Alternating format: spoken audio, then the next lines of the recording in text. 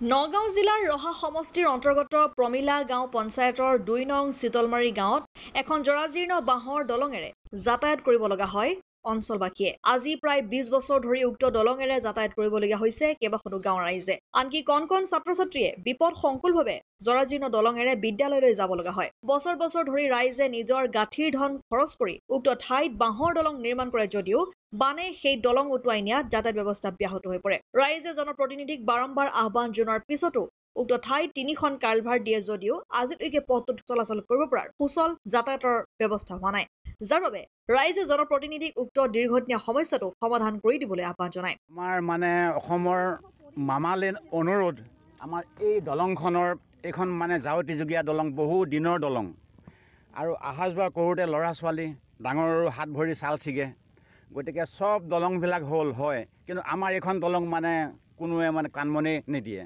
এটাই মামালে অনুৰোধ, আপুনি আহিম বুলিও কয় আমাৰ আগত, কিন্তু নাহে আমাৰ গাঁৱলৈ। বাৰু যি কি নহওক, নাহিলেও আপুনি যেনে তেনে আমাৰ এই দলংখন ভাল কৰি দি এই ল'ৰা ছোৱালী কণ শিশুবিলাক যাতে স্কুললৈ অহা যোৱা কৰিব পাৰে আৰু এই বুঢ়া ঠেৰা সকলো যাতে অহা যোৱা কৰিব পাৰে, আপোনালৈ এইটোৱে অনুৰোধ। আপুনি দলংখন আমাক মেৰামতি কৰি দিয়ক আৰু যেনে তেনে আপুনিও আমাৰ গাঁৱলৈ আহক।